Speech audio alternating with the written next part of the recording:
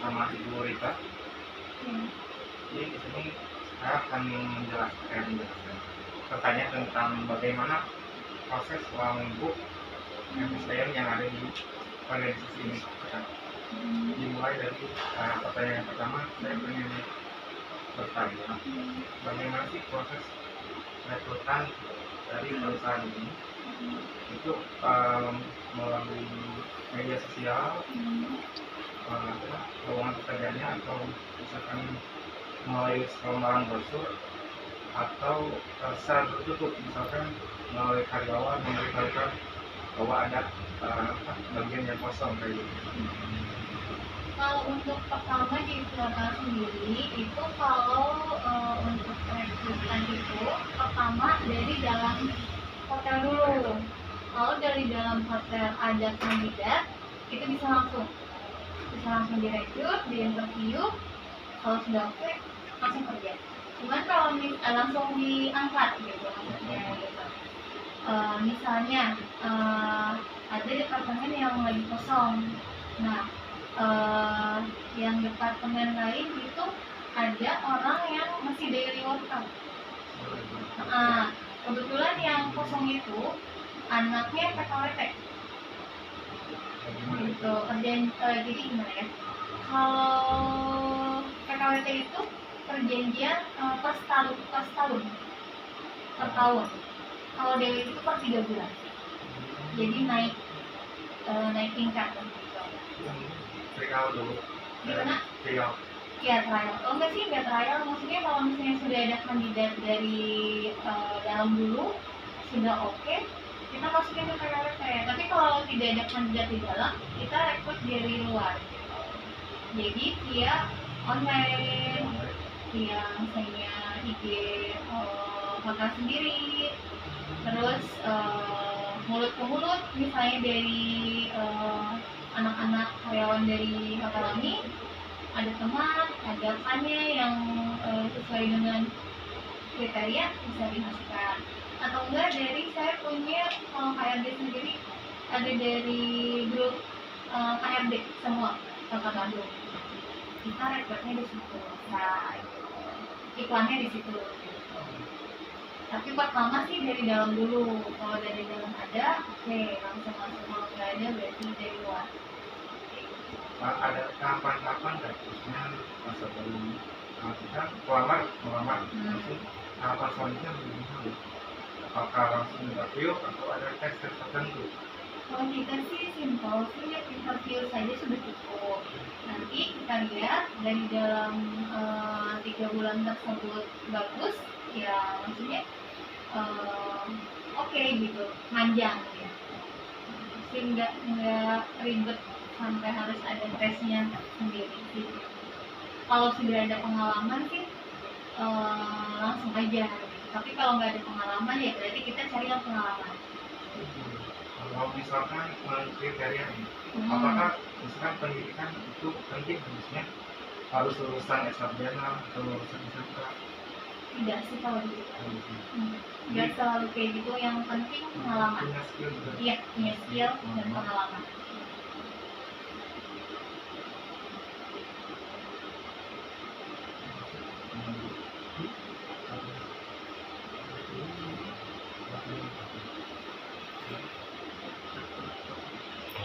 Bagaimana sih memaksimalkan potensi setiap karyawan agar meningkatkan dari produktivitas karyawan itu sendiri?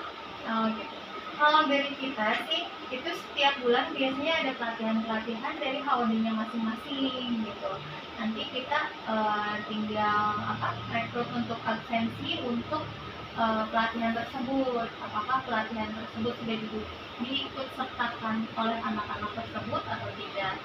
Dan apabila ada misalnya ada masalah tersebut, apakah orang itu ada dalam pelatihan itu atau enggak gitu. Jadi kalau misalnya ada berarti harus misalnya pelatihan ini misalnya pelatihan kalau di kita kan pegangnya relta misalnya gitu. Relta tersebut kita sudah ada pelatihannya. Tapi kalau misalnya orang tersebut masih belum paham, ya kita terus berlatih gitu. Maksudnya ada pelatihan ulang. Cuma kalau misalnya ada maksudnya si orang itu tidak sanggup, dikeluarkanlah ada SP gitu, surat peringatan. Kalau misalnya dari surat peringatan itu sampai ketiga kalinya, itu berarti dia tidak mampu untuk pekerjaan tersebut. Kalau dari saya, dari departemen tersendirinya itu ada pelatihan setiap bulan. Jadi misalkan kalau dia tidak bisa mampu di bidang tertentu, apakah ada proses mutasi nggak? Ada. Bisa misalnya dari front office ini tidak mampu dia, bisa aja ke FD service. Jadi lebih ke memaksimalkan potensi Iya. yang ada dalam diri Betul. karyawan itu. Betul. Dulu juga ada dari atasan saya ini tidak mampu di front office. Iya. Dia pindahkan ke housekeeping. Ternyata dia mampu di housekeeping. Oke. Menurut saya juga ingin bertanya dari proses penilaian kerja. Mungkin kan dari seluruh karyawan itu kan ada yang mempunyai spirit yang tinggi, ataupun ada yang biasa kerjanya itu asal-asalan gitu. Ya. Nah, itu bagaimana penilaian kinerja dari karyawan? Kalau penilaian kerja sih dari kitanya sih setiap setiap kontrak sih kita pasti kita lihat apakah kinerja si karyawan itu sudah baik atau belum, sudah bagus atau belum, kita evaluasi terus gitu, setiap tahunnya, setiap kontrak baru kayak gitu. Biasanya dalam periode tambah itu berapa? Makanya kalau Berapa tahun atau berapa setahun sih, setahun sekali kontrak baru. Melakukan evaluasi. Iya, betul. Kalau misalnya tidak mampu, berarti mohon maaf tidak diperpanjang.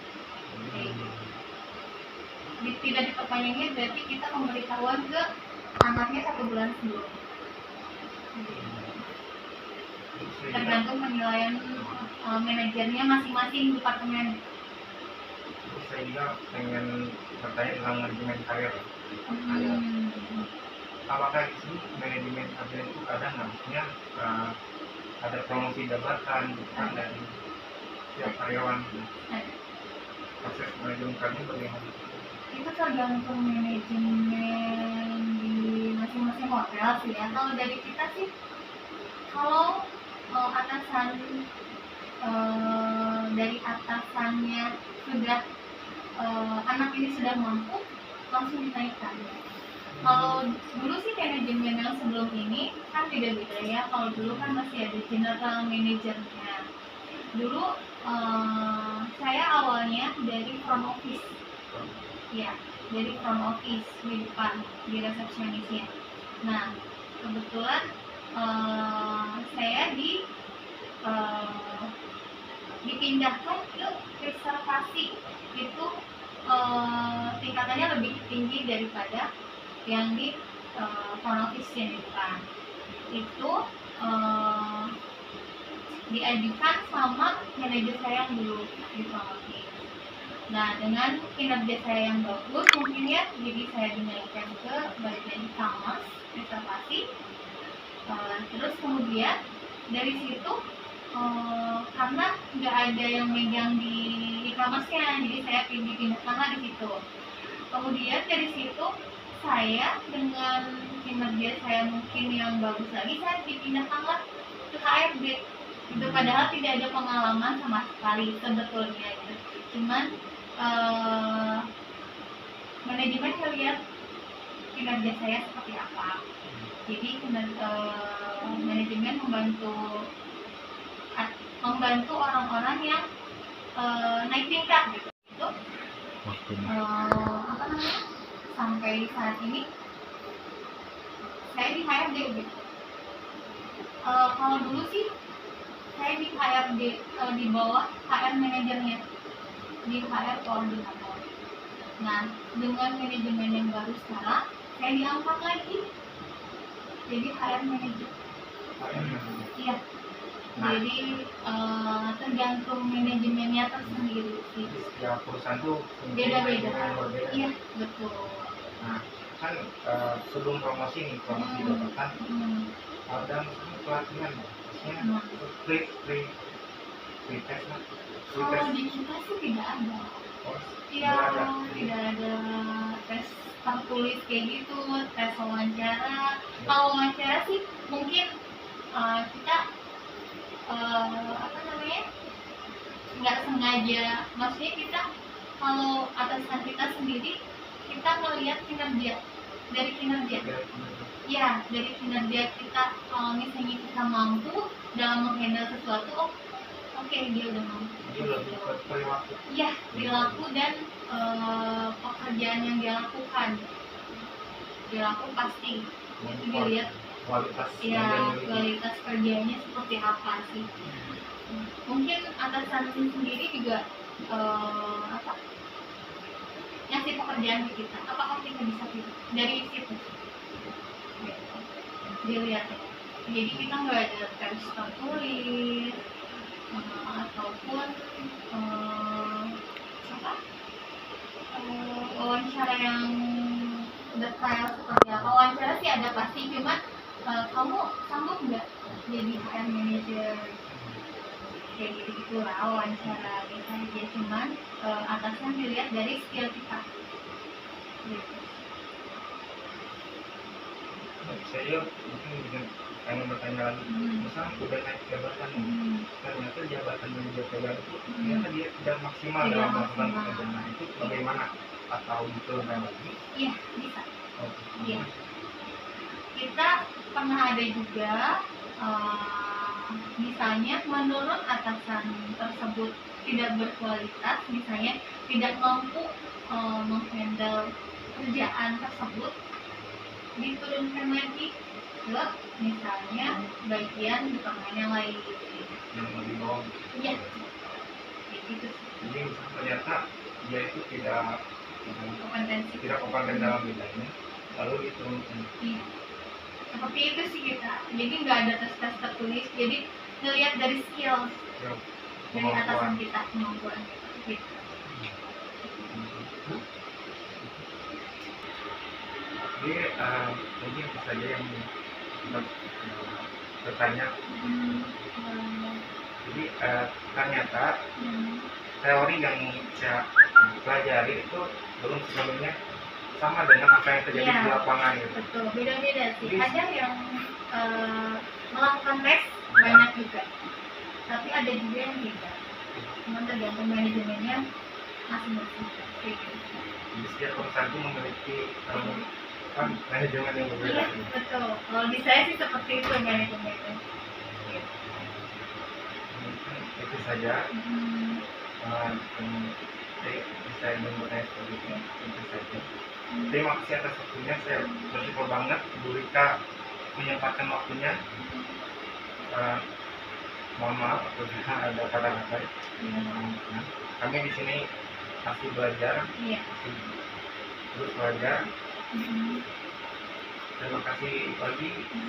Bersyukur banget. Kami dari kelompok Karima, Karima. Assalamualaikum warahmatullahi wabarakatuh.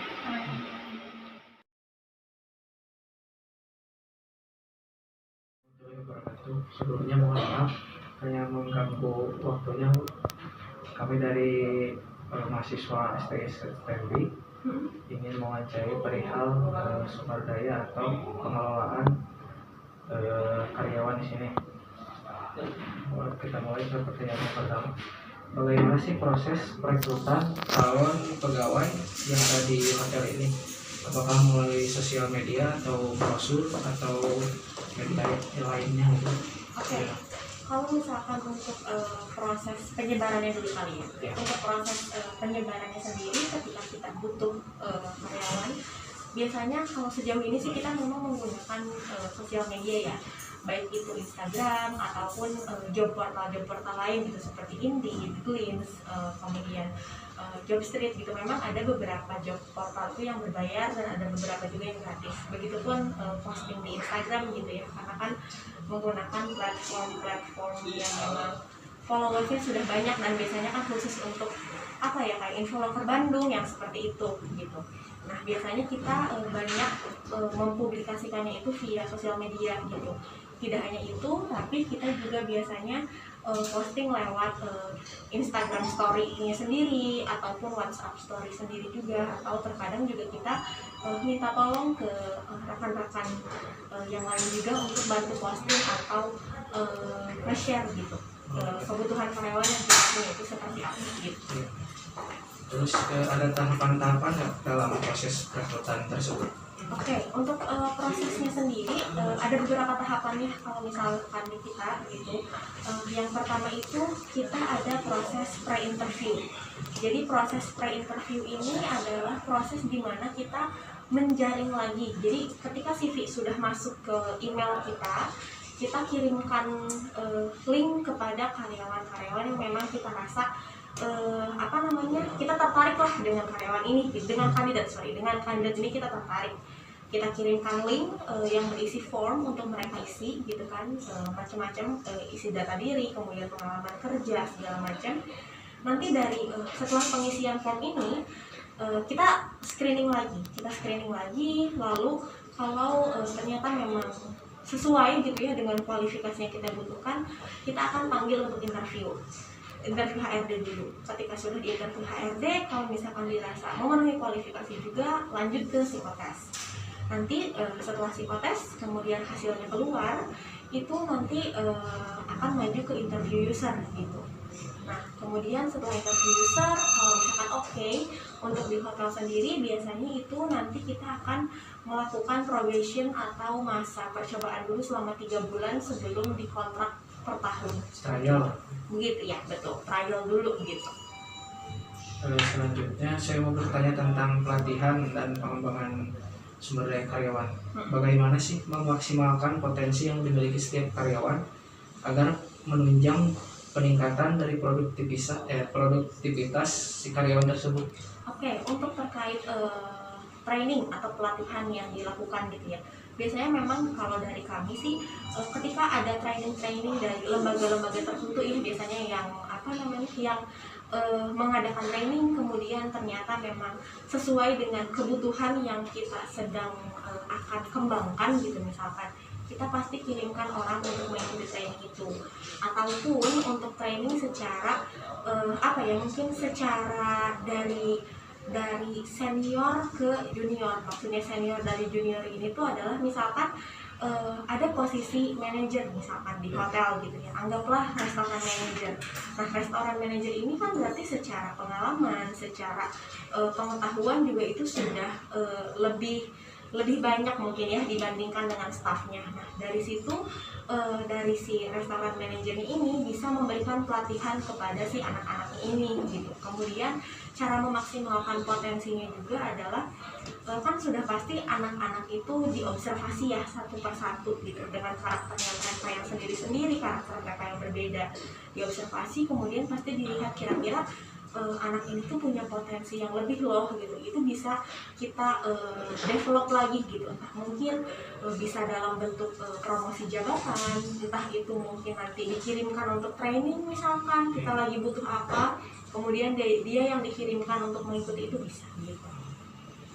Ya mungkin itu saja Bu yang kami ingin wawancara. Selanjutnya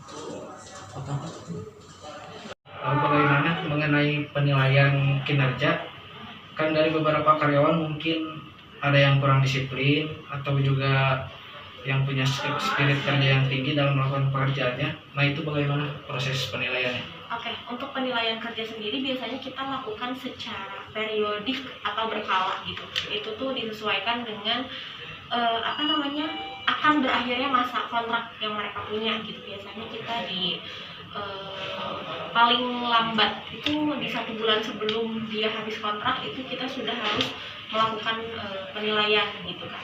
Nah, penilaian dari penilaiannya sendiri itu kalau untuk hotel itu terbagi menjadi dua bagian. Yang satu itu di bagian operasional secara kinerja mereka, kemudian skill-skill lah ya, skill-skill yang mereka punya. Kemudian satu bagian lagi adalah di bagian attitude, kedisiplinan, kehadirannya mereka, apakah mereka sering tidak masuk, sering terlambat, atau sering ada banyak izin-izin lah gitu ya di luar itu. Nah, untuk karyawan-karyawan yang memiliki penilaian bagus gitu, nanti kan untuk penilaiannya sendiri itu akan dinilai oleh atasan langsungnya mereka. Nanti untuk karyawan-karyawan yang memiliki memiliki kinerja yang bagus, itu kan otomatis kinerja bagus dan attitude yang bagus ya. Itu pasti secara penilaian total itu juga akan bagus, dan itu pun akan berpengaruh terhadap develop benefit atau salary yang penambahan salary lah gitu bahasanya ya.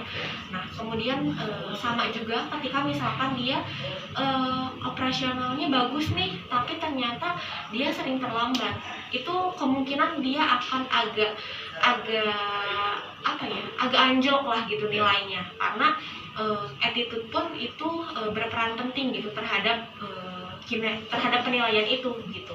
Jadi percuma rasanya kalau misalkan kinerjanya bagus, operasionalnya bagus, tapi attitude-nya juga kurang gitu, itu rasanya sayang aja gitu. Nah, kemudian kalau misalkan ternyata dia operasionalnya jelek, kemudian secara attitude-nya juga itu jelek gitu, itu kan akan menjadi bahan pertimbangan juga kepada kami manajemen di sini, apakah orang ini masih bisa dipertahankan atau tidak.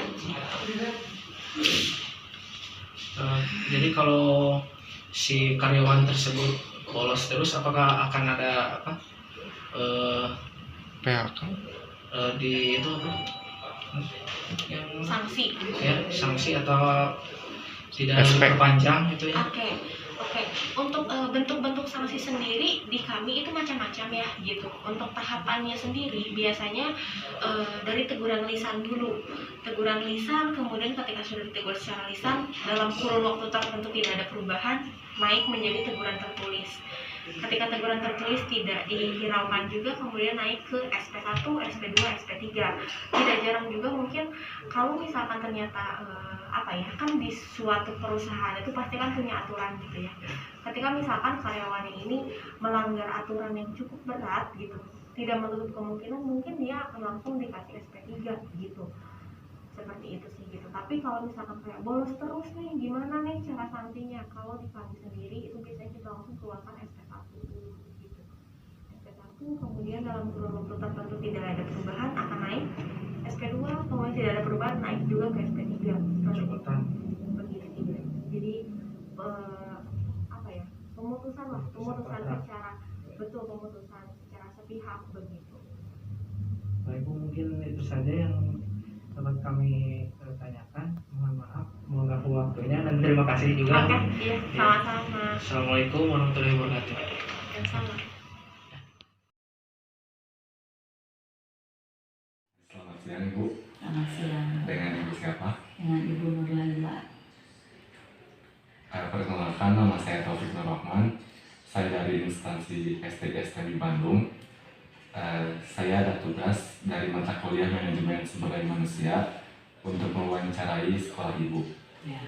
Apakah Ibu berkenan untuk menjawab dari pertanyaan dari saya? Insya Allah siap. Jangan susah-susah pertanyaannya. Ke pertanyaan pertama, Ya. bagaimana sih proses perekrutan STM yang ada di organisasi? Apakah melalui sosial media atau selebaran seperti brosur atau mungkin secara tertutup? Untuk perekrutan tenaga pengajar mungkin ya, khususnya karena ini kan instansi pendidikan dan sekolah, untuk perekrutan tenaga pengajar khususnya di SMK Pasundan 2 Banjaran, memang biasanya itu guru yang akan mengajar di sekolah kami, dia akan memasukkan lamaran ke sekolah kami secara langsung. Nah, kemudian lamaran itu kami terima, kami pelajari dulu sesuai dengan kebutuhan kekurangan guru di sekolah kami. Kalau memang sekiranya memadai dan memang dibutuhkan oleh sekolah kami, nanti kami akan bersangkutan. Nah, untuk sekarang juga mungkin karena sekarang kaitannya mungkin atau yang fenomena sekarang kan dengan guru P3K itu ya, karena kebetulan di sekolah kami pun yang lulus menjadi guru P3K itu ada 11 orang guru, dan sebagian besar itu guru produktif yang diterima untuk menjadi guru P3K di sekolah negeri, dan itu jadi kendala bagi kami. Makanya kami pun sekarang tidak hanya menunggu lamaran masuk ke sekolah kami, tapi kami pun jemput bola, karena sekarang kan masih tengah-tengah KBM, pasti membutuhkan tenaga-tenaga pengajar yang kosong tersebut, sehingga kami pun membuka lowongan, salah satunya itu melalui MGMP. Jadi di MGMP musyawarah guru mata pelajaran masing-masing kita sebarkan sesuai dengan pelajaran yang kosong di sekolah kita untuk diinformasikan pada guru-guru yang memang memerlukan jam mengajar di sekolah kami. Salah satunya. Ada tahapan-tahapan nggak dalam proses perekrutan SDM?